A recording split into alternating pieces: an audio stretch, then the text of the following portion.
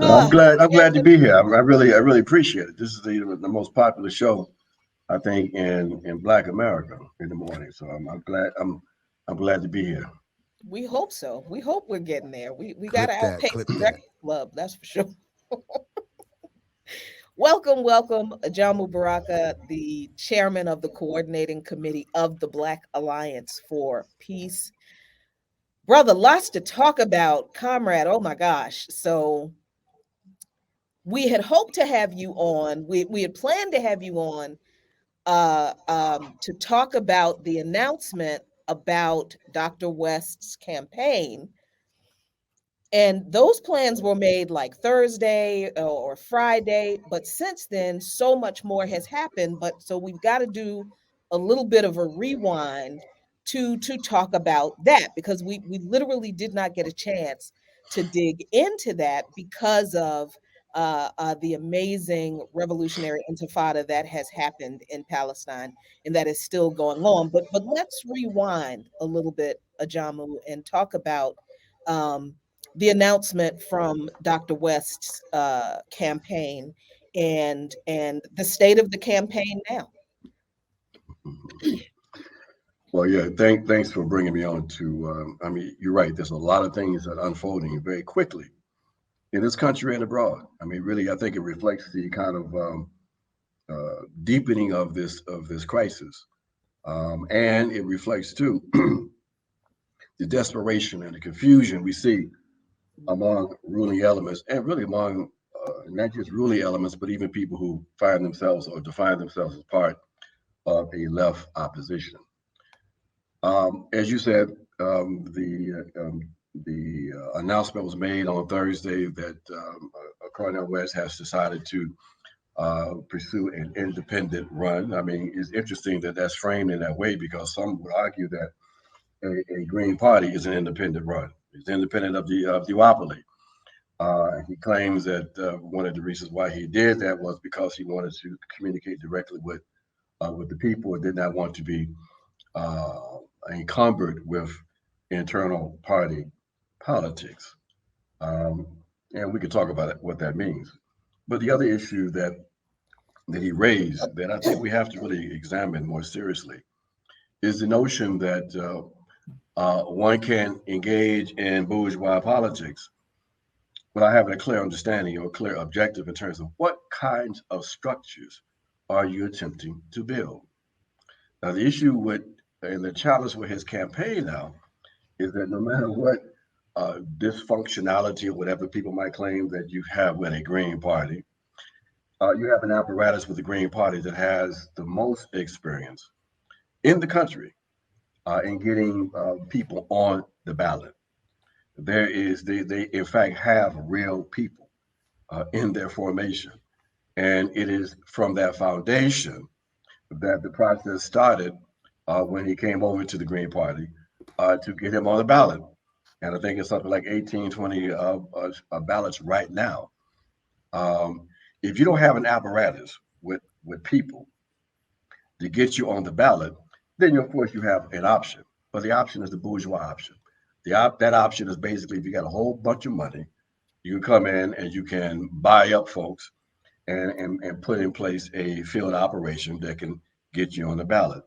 I mean, for example, the no labels formation, well, not really formation, but the effort, they're going to run so-called centrists across the country, and they plan on trying to get on the ballot in all 50 states. Well, they have estimated that that will cost them $70 million. Why? Because they have no foundation. They have no, and that's what it costs. It costs millions of dollars if you are operating without an apparatus. So we're told by the campaign that they're going independent or more independent, if you will, and that they're going to forego the 20 states that he was already connected to, and they basically going to build from scratch and start over again. So, Jamo, let me Well, jump in because yes, sir. why do you think at this particular moment that Cornel West, in my opinion, outside looking in, would have been assured to be the Green Party nomination? I don't see how he would not have won the nomination for the Green Party. What intervening event and or what has taken place in your estimation that has made this I don't know if a rupture is what it should be called, but it's made this 180 decision to now leave the Green Party, like you said, where there's assured starting off ballot access. It's almost like I'm leaving it and I'm starting from scratch. I've hired this new Democrat aligned campaign manager. What is it that's made this shift in your estimation to make him just cut loose on the Green Party and do this? Well, let me say this. I mean, Cornel is a fighter. Cornel has been out there and raising issues for years that many people did not raise or would not raise. But Cornel doesn't have much experience in terms of movement building, in terms of how you, in fact, enter into the cutthroat environment of bourgeois politics, what it means, what it requires in terms of an organizational consciousness, a strategic consciousness. And as a consequence of that, I think that in their discussions, they convinced themselves that that they didn't have to be encumbered with the internal politics of the Green Party. Now, what that really means, you all are going to have to ask him, because the issue is this: as you said, there was no way he wasn't going to be the nominee, but it did require that he had to go through the process. This is a real party, so you have to do some politicking. You have to go to some of the state conventions. You have to put your stuff out there. All right, that's basic accountability. But according to what he said the last couple of days, and you have to ask him this, he said he wasn't prepared to engage in that. That was going to be too time consuming, he says. Uh, you know, um, and so the decision that was made to go this long ranger route, and start over again. Now, look, if he would have gone that route when he left the People's Party, then maybe that could have made some sense, perhaps. Even then, if the conversation would have been a question of going completely so-called independent, or align yourself with a Green Party, for example, I think those of us who have some experience in bourgeois politics would have still probably told him to go ahead and align yourself with the Green Party. Okay, that's just objective. Now, in some of his commentary, this is why we have to kind of push back. I'm not trying to be oppositional to Cornel West. I hope that, and you all may have seen that me and Jill put out a statement. We wish the campaign luck, um, but we have to basically push back on some things. And one of the things was that you know there was some kind of encumberment with being a part of the Green Party, and that um, it was going to require him to spend a whole lot of time with internal politics. That's just not true, basically. And so there's other issues there that people have to ask him about. But I think that the decision is his decision. But unfortunately, it is I think a tragic one. And I hope I'm wrong. But trying having to start over again in October and build across the country is not completely impossible if you have money. But it's very, very difficult. And to be separated from an apparatus, to me, makes no sense. So it wasn't about the Green Party. He talks about, like, the whole issue is about the Green Party. No, the issue is about organization. The issue is about having an apparatus, okay? And if the Green Party would have benefited from his candidacy and became a stronger party, so be it. Because it's not just about, or it should be, just about the candidate. Is that a candidate-centered thing that we are supposed to be trying to support? It's about understanding that for the transformation of this society, you have to have an empowered people.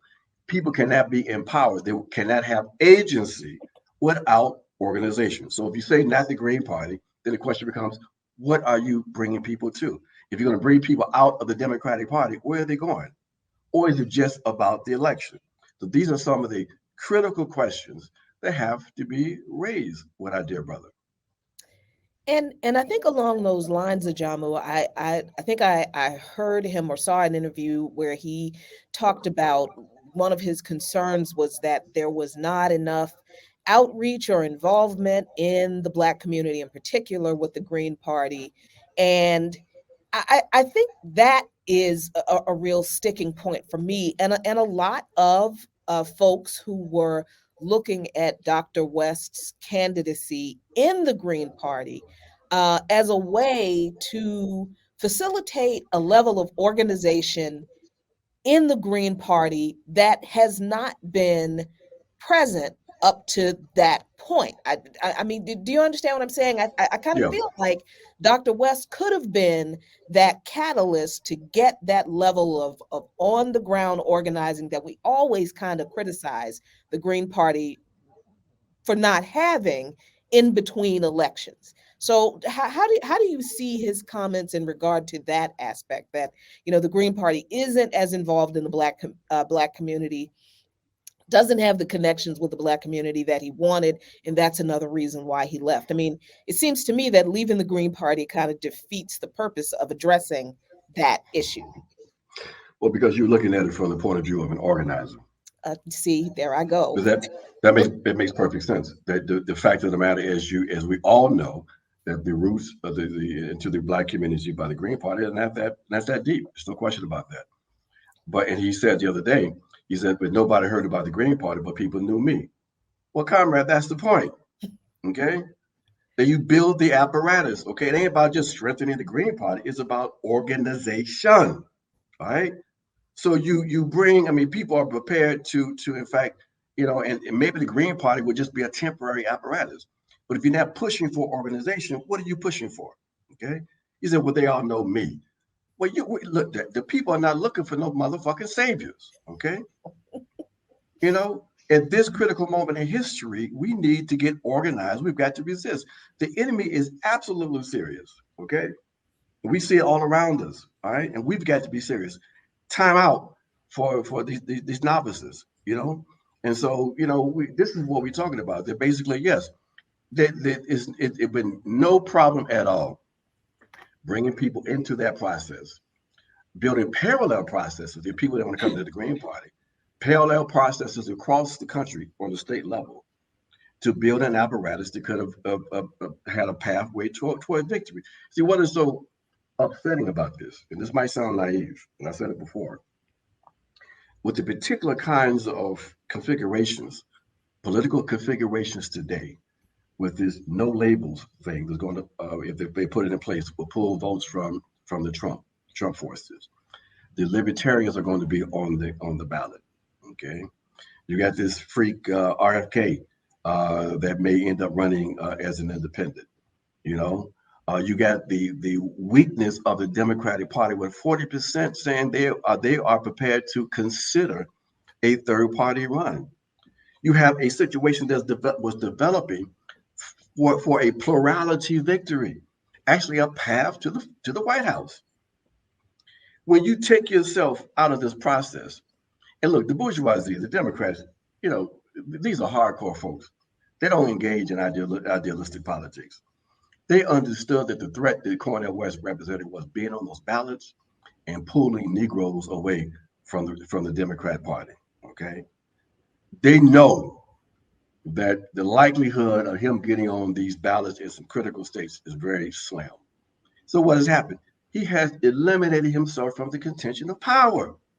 This thing is about power. It's about, we talk about organization, we're talking about building power. Okay, we're not interested in some star.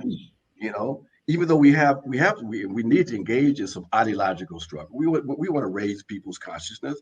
But you raise consciousness, and then what?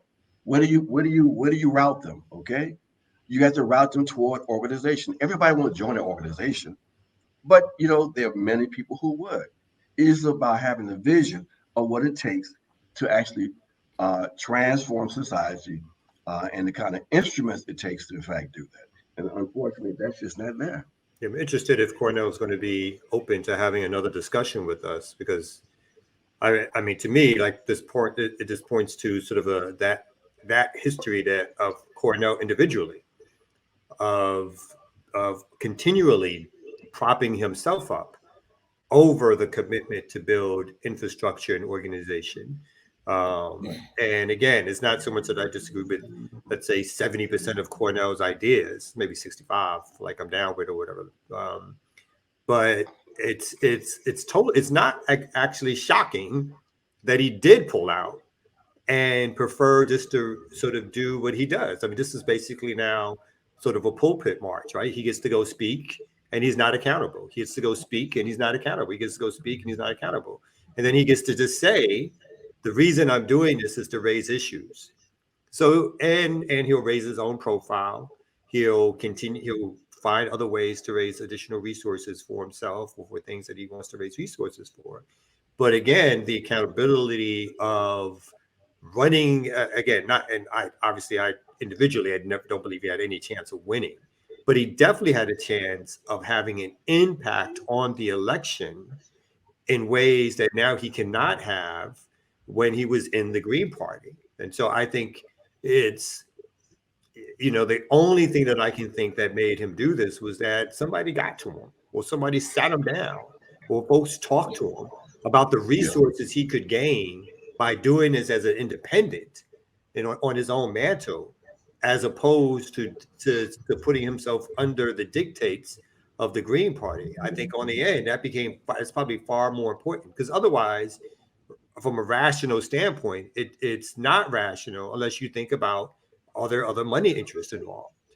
Because that's the only thing that can make any sense as to why someone who says that they're seriously contemplating a run for the presidency, and to be the so-called president, you have to be nominated in 50 states. You have to be on the ballot. And the only place we had the most already guaranteed ballot access, he decides to leave, just to drop, to run a campaign, which is never going to raise enough money to put him on 50 ballots. It's just not happening. So the only thing that makes sense to me, and I'd love for him to sit down and really talk about this, is that somebody else is offering a better deal for him personally. Because otherwise, it doesn't make sense.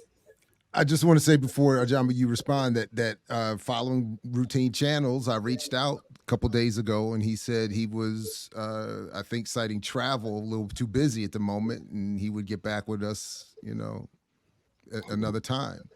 No more like one interview per week. He can't do that no more now. Okay. Well, I'm gonna tell you. I actually suggested to them they have to stop that. Because look, the whole process of those interviews was to bring Cornel into this environment and others, basically, so he could be trained. Y'all helped train Cornel, okay? To sharpen his left perspective. And when he says that he listened, he learned, it's true. Okay, the brother's an honest brother. Okay. And that was the whole objective, was to solidify his credentials on the left.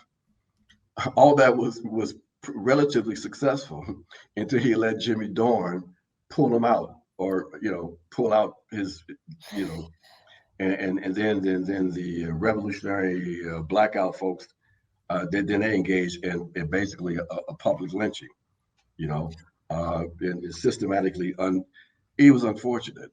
And then on the heels of that, you had these other kinds of decisions that created that perception of what is going on here. Okay. Now I'm gonna tell you the thing about Cornel. And again, it might sound naive or whatever. Cornel is one of those brothers who, in many ways, is incorruptible.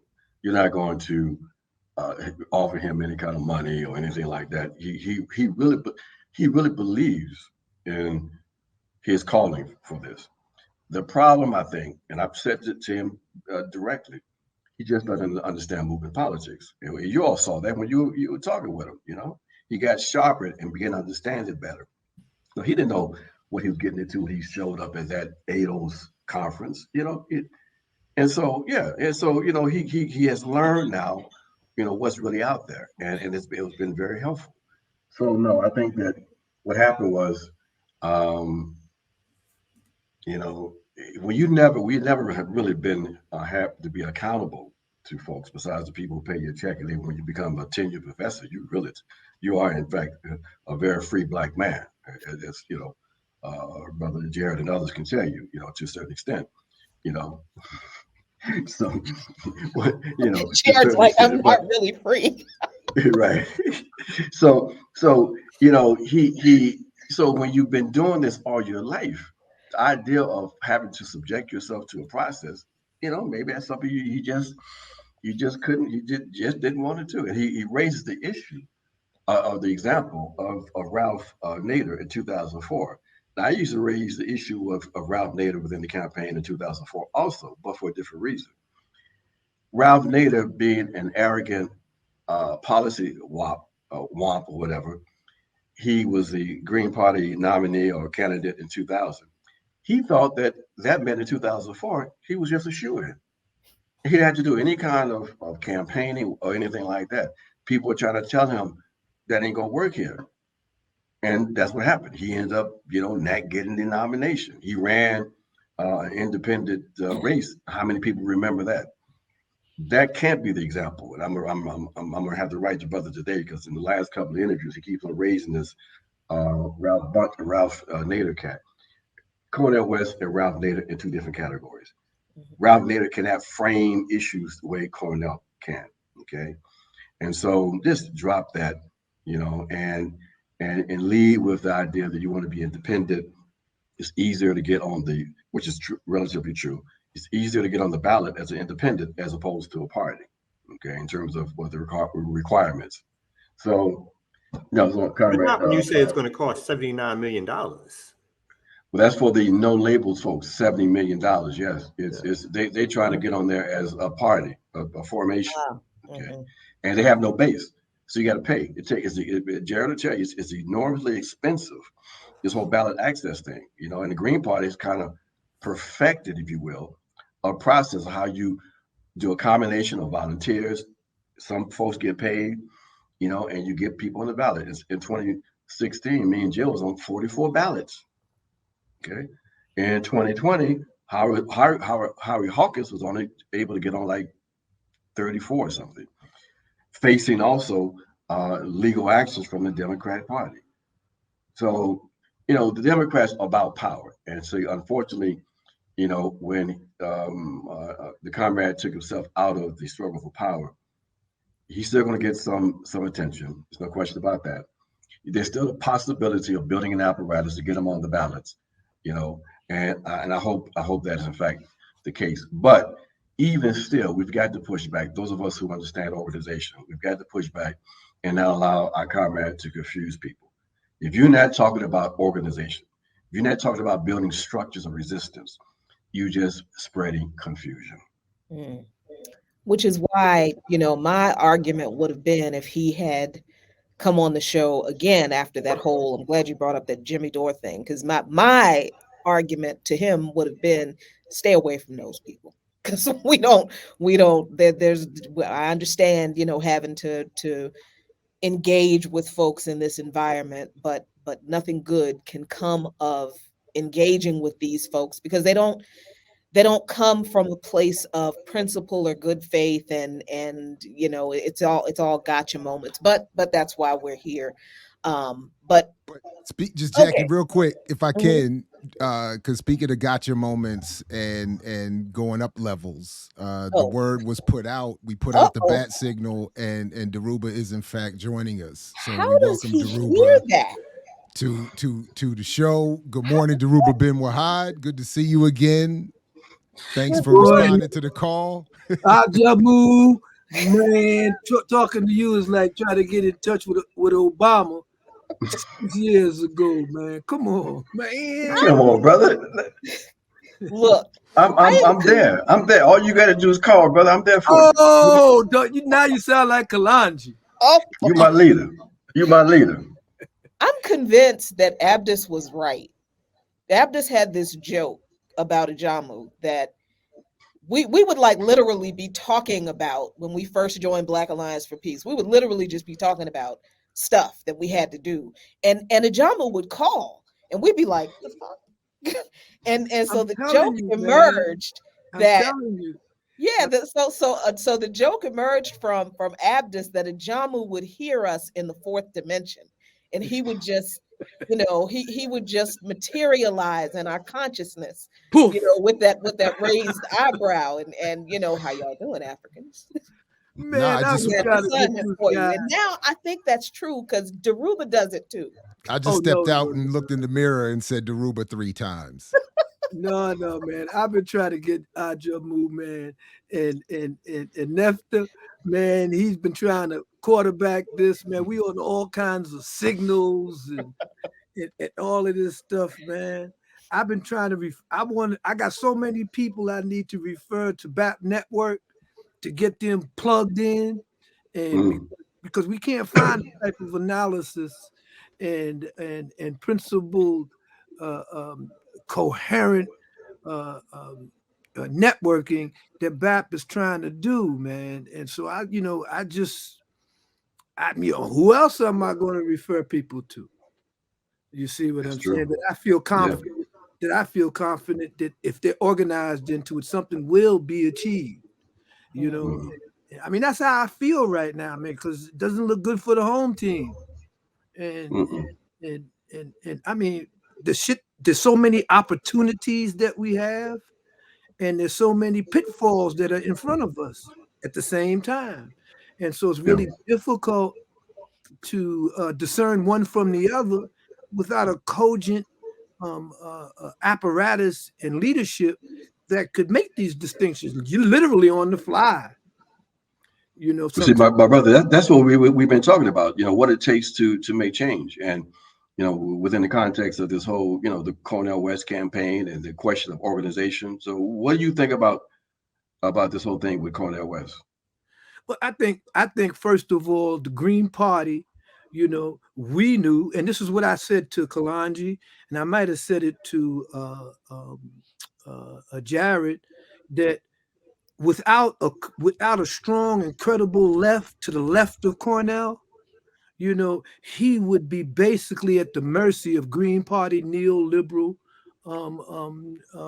approach, and I mean, trying to ride the Green Party to some type of anti-fascist united front alternative to the duopoly of the Democratic and Republican Party would be basically um, ineffective if he didn't have a credible black left that demanded and that stood behind him in the face of what was going to come at him, you know, and he'd be basically alone. I mean, who is he going Well, to? brother, let me jump in on that because I think that there's some things that have to be sort of addressed or maybe even corrected.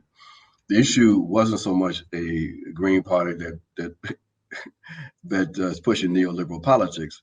In fact, it seemed like the concern that the campaign may have had was that it did not want to land. It wanted to land to the right of the Green Party. I mean, if you look at some of the Green Party platforms, you look at the platform that even Howard Hawkins ran in 2020, it's pretty advanced. Okay, so the issue wasn't neoliberalism; it was other kind of factors. And you're right that having a base, a radical black base, is also important. The question then becomes, where is that base? You know, and so we're talking about that either you can build some of that stuff within a Green Party, you build an independent formation, but you got to be directing the people towards something that smacks of organization. You can't come to the people talking about, I want to have a conversation with you all and vote for me, and we're going to be free. I mean, that's what Obama did. Obama said we need change, and he was confused when people were criticizing him because he's like, "What's wrong with y'all? I said we need change, and change is here in me." You know, so this is the kind of bourgeois politics we've got to struggle against. And unfortunately, I think our brother, you know, we've got to keep on having conversations with him. We've got to have an organized left. Uh, but if we can't do that, comrade, my whole question then becomes, why enter into the bourgeois arena? If it's not about helping to facilitate building independent organizations that go beyond the elections, why even spend time doing it? Absolutely. Well, then you're right, because then that means that Cornell is, and again, folks may want to ask him directly, but it seems that Cornell is choosing spotlight over organizing, and he's choosing to shift his politics. I mean, he's hired basically a Democratic operative to be his campaign manager. So that can only mean that his politics are not going to shift more left, more radical, more Black self-determination. That his politics are shifting to fit into a particular box that he thinks this Democratic operative can bring for him. And so I go back to, even if it's not like, someone's like giving Cornel the bag, I'm not accusing him of directly taking the bag, but I am accusing or suggesting that this is sort of access driven, without, again, the responsibilities of having to respond to any individual and or grouping that can sort of pull your coat and say, hey, you can't go that far, or you can't do this. This way, no one pulls Cornel's coat. And I think that's how Cornel prefers to operate, right? Over his lifespan of being a public intellectual, it hasn't been, let me build infrastructure that is akin to building left infrastructure or Black infrastructure.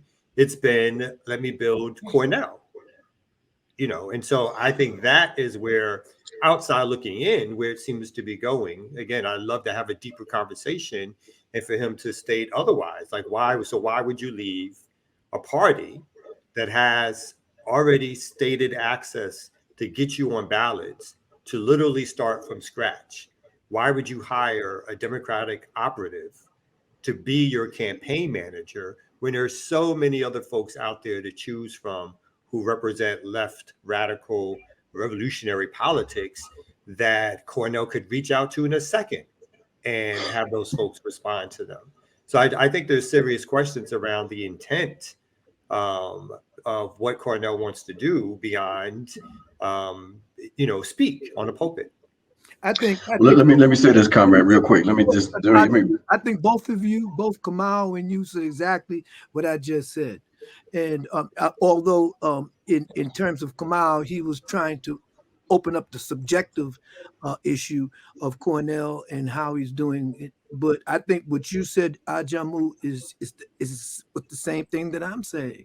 I'm saying that the Green Party, when you and this is typical of the Green Party in Europe, and what it's become in Europe.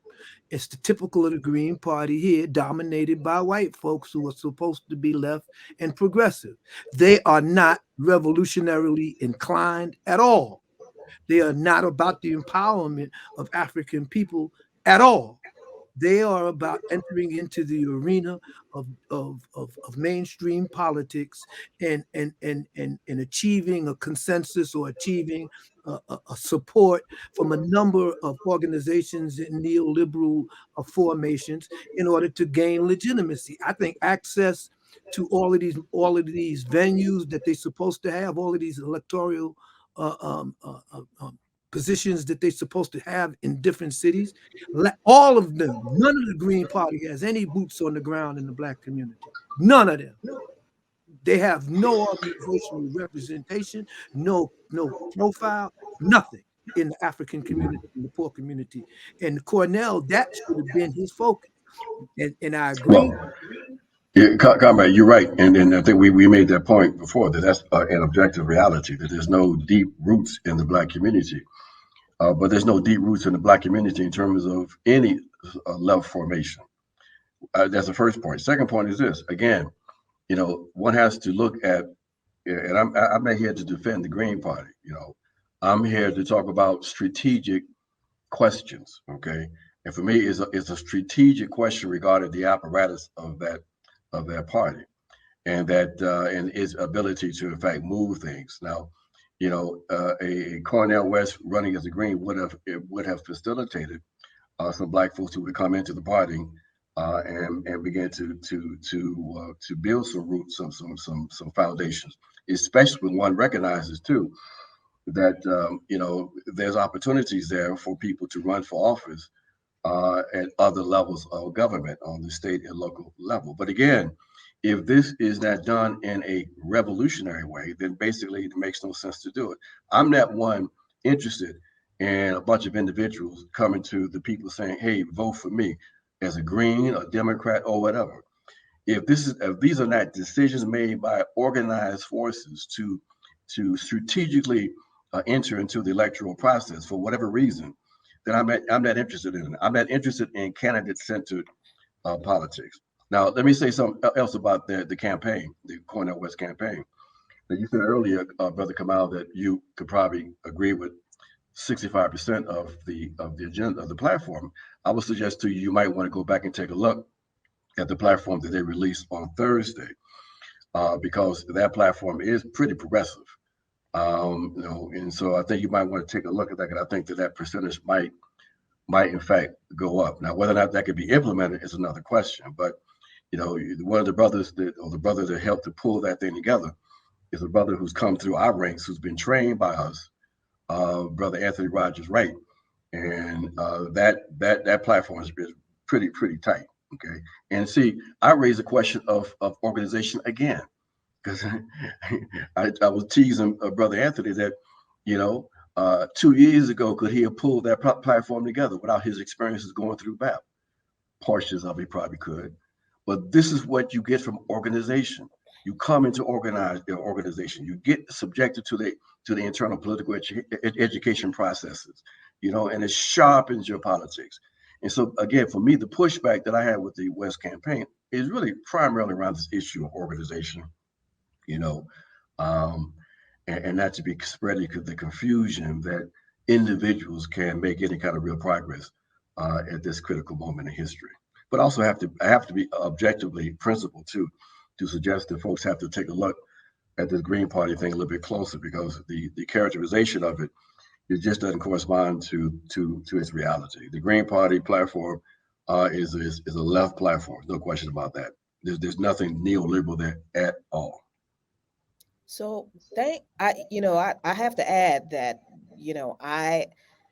I talk about organization all the time because I benefited from organization, from being in the organization. And there's no way I could have these conversations every day on By Any Means Necessary and, 2 or 3 days a week here without the kind of organization and the sharpening of my own analysis that is ongoing. Without being an organization, because once you get an organization, you quickly realize how much you don't know. You think you know a lot, and then you get an organization and start to learn a bunch of other things and how things really are, and it's very helpful. And I want to pivot a little bit, because I don't want both of you here without us talking about what looks to me, it doesn't look to me, what is the result of organized struggle? What organized struggle for liberation looks like, what is going on in Palestine right now.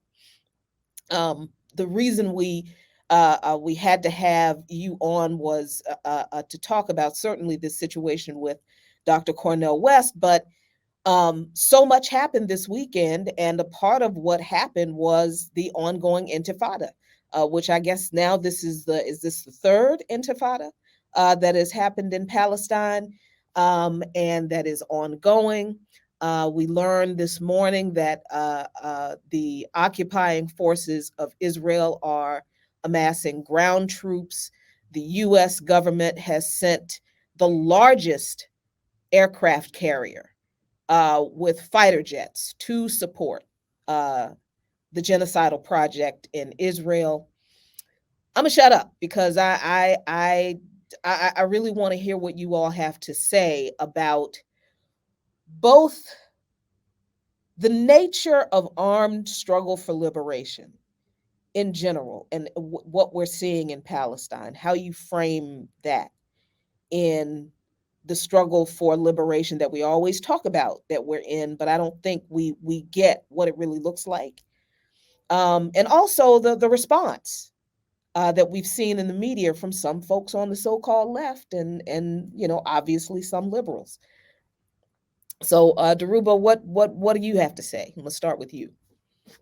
Well, I think that first of all, I was just listening to a Palestinian a writer who was called on to CNN or whatever and was asked questions about the humanity and of the so-called Hamas terrorists, and he made it plain. He said, "Have you ever called me Have you ever called an Israeli defense spokesman and asked them about the murder of innocent Palestinians? Have you ever started that question, or whether you verified that? Have you ever asked them the same questions that you're asking me about the Intifada?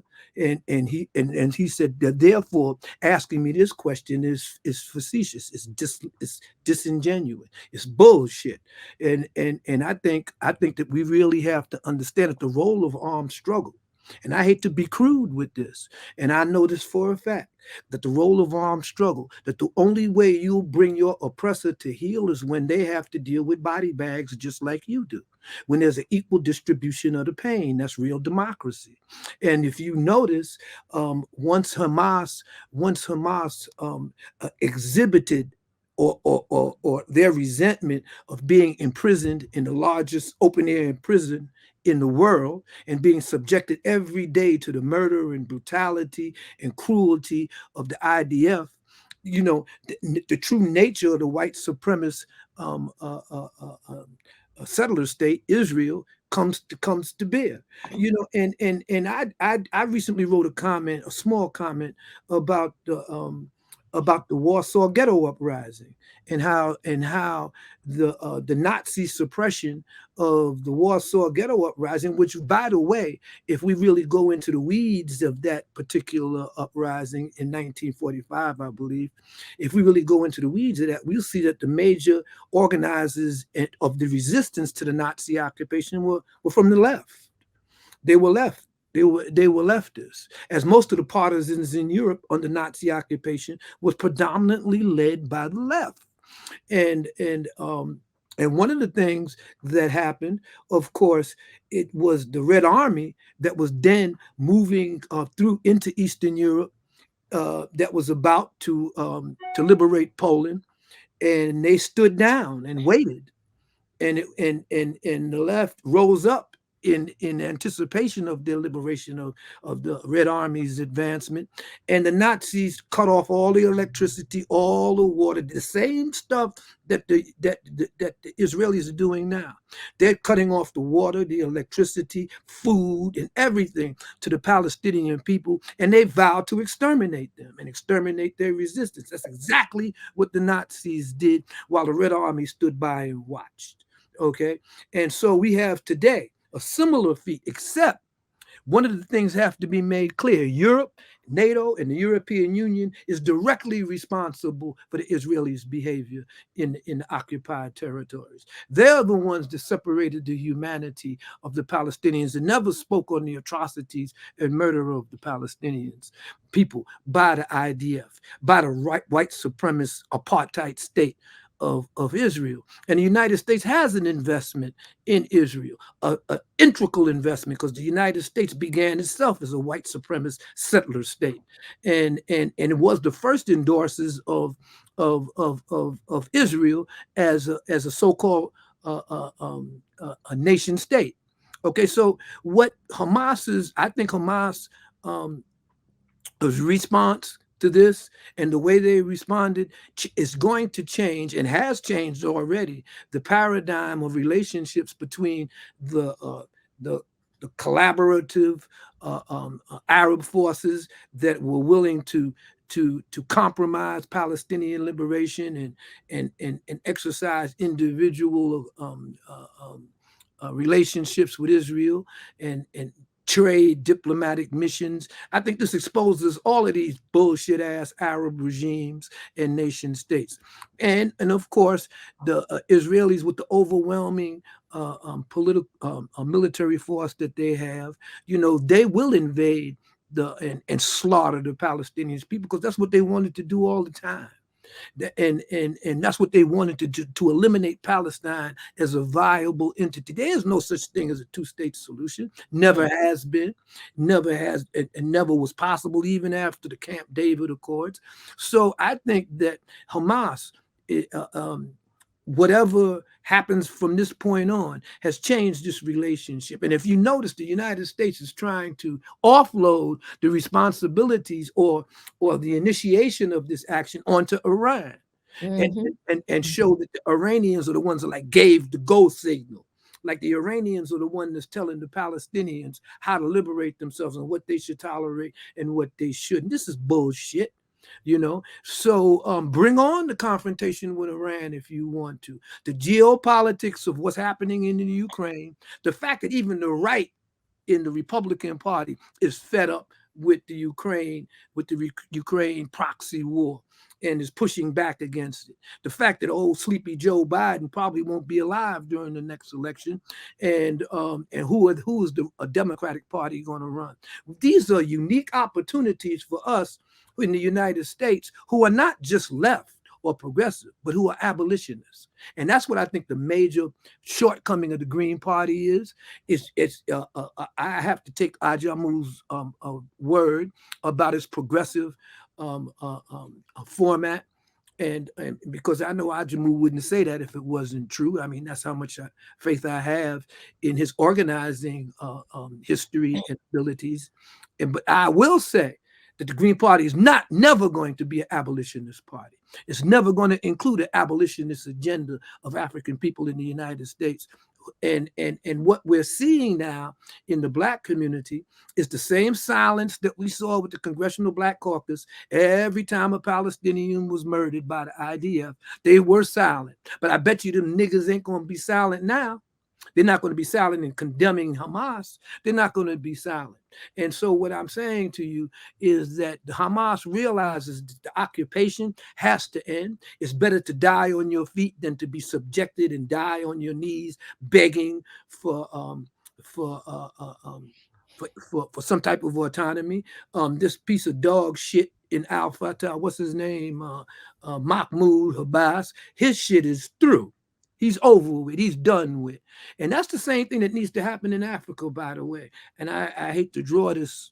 I'm reluctant to draw a wholehearted comparison, but the African comprador class has to be eliminated. The African elite, political elite, have to be eliminated. And they have to be eliminated by hook or crook, force, or by whatever means necessary. Because with this class in power, with this class maintaining its hegemony, Africans will never achieve anything that's beneficial to African people.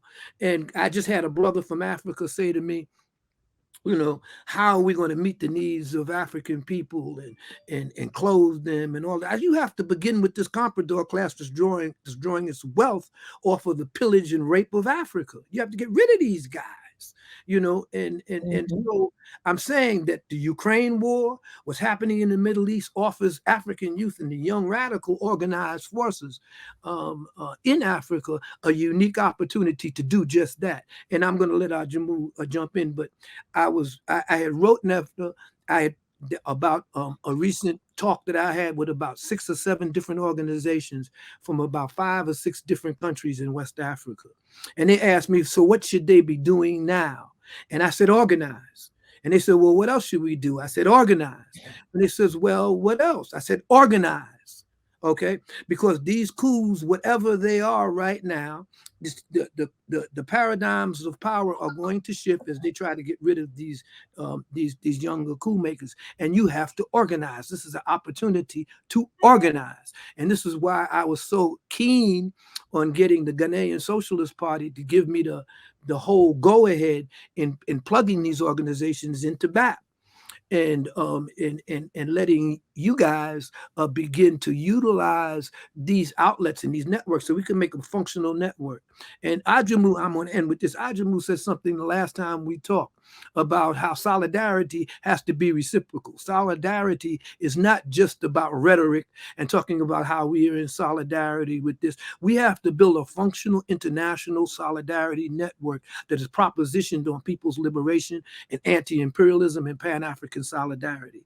And so I think that when I gave the proposal and I talked about it, about Cornel actually taking a peace mission, a fact-finding mission to Niger, Burkina Faso, Mali, and Guinea, and as an independent fact-finding mission, I also realized that, as Ajamu indicated, he didn't say this, but he indicated that running as a candidate for president, it would be beholding on Cornel. To, of course, when he went to Niger to visit the U.S. military base, if he's running for president, he would have to visit there and shake hands with the troops and tell them all of this stuff about how he's bringing them home. He would have to do all that bullshit, okay? And I thought, I said, yeah, well, so this is not going to happen. But I think that now he's no longer in the Green Party. I think that I think that now he's out of it, more or less.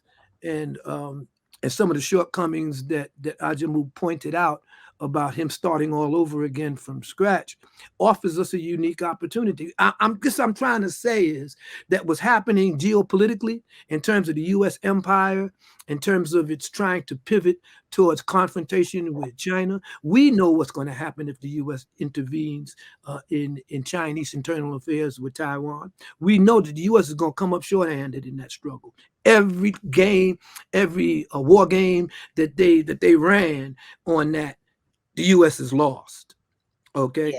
So I just want to say that finally, that our solidarity with the Palestinian people at this particular point, we should not be forced into trying to equate humanitarian treatment of these Zionist white supremacist dogs with the right of the Palestinians to kill them motherfuckers.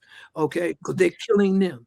And I think that we need to be strong about that, because one of the things our generation is conflicted by is this intersectional bullshit that we get hung up on that divides what left we do possibly have, and why it is that gay rights supersedes the rights of African people, why it is the laws are passed and we don't challenge the national security state. We don't challenge them. And there are tactics and organizing tools that we can use to challenge police murder and occupation of our community, but we don't use it. There's opportunities that we do have to challenge AIPAC's influence in Congress and especially over Black leadership, but we don't use these things. And these are legal mechanisms that we can use in order to educate our people. So I'm saying that the struggle in Palestine is going to heighten the contradictions on the left, both in the United States and in the EU and in NATO. And hopefully by the end of the year, when it becomes clear or undeniable that the Ukraine is going to lose this war, that they're about to lose this war, and anything that the Americans throw in, money, equipment, or whatever, is going to go down the drain. They will lose this war. And so I think we have a unique opportunity right now. We have to really get rid of our own comprador class, these Negroes in Congress. We're short on time, so I'm going to stop you so we can let Ajamu jump in and say some last words too. So I'm just saying, I mean, that's no. I want to stop you so we can let Ajamu jump in. Palestinian struggle affects us. I'm sorry. Go ahead, Ajamu. No, we really appreciate that. To make all those connections that you have made, all the connections we have to make. In particular, this issue of class, we got the compradors that have to be eliminated, as you said, on the African continent. And we got the compradors and petty bourgeoisie in the territory known as the United States that have to be dealt with. And that class issue has to be front and center, because we can't get to the primary contradiction until we deal with this internal class contradiction among these Africans. I have to also say that as horrendous as the images are coming out of Palestine, the Negroes are in fact giving support to this attack.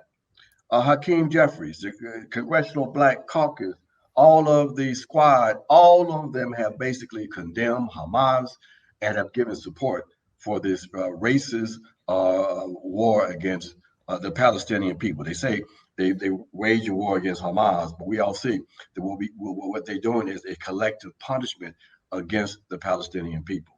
So this has to be understood. And the issue of solidarity. We remember that it was Palestinians that got in contact with the protesters during George Floyd to give them tips on how to counter the Israeli Defense Force training of their police forces. Ferguson what kind of tactics to counter that?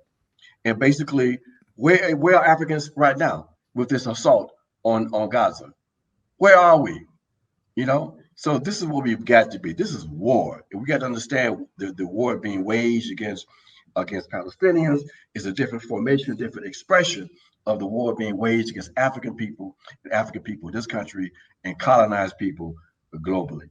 And that understanding has to be front and center. Absolutely. Ajamu, real quick, let me ask you about what is going on in Haiti. We got 2 minutes left.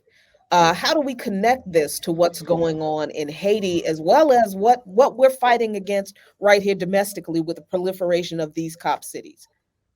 Now, that is, we've got to make the connection in terms of the war being waged against people, against colonized people. And you can't understand what's happening in Palestine unless you understand the pending assault on Haiti, because they're coming from the same white supremacist sources, the US, EU, NATO axis of domination. So here we have this military assault that's going to take place in Haiti, and there will be resistance. Okay, so what we're seeing is a reflection of the commitment on the part of these criminals to the use of military force in order to do what? To maintain their global white supremacist hegemony. We've got to understand the terms of struggle. These folks are serious, and we've got to be more serious than the enemy. Mm-hmm.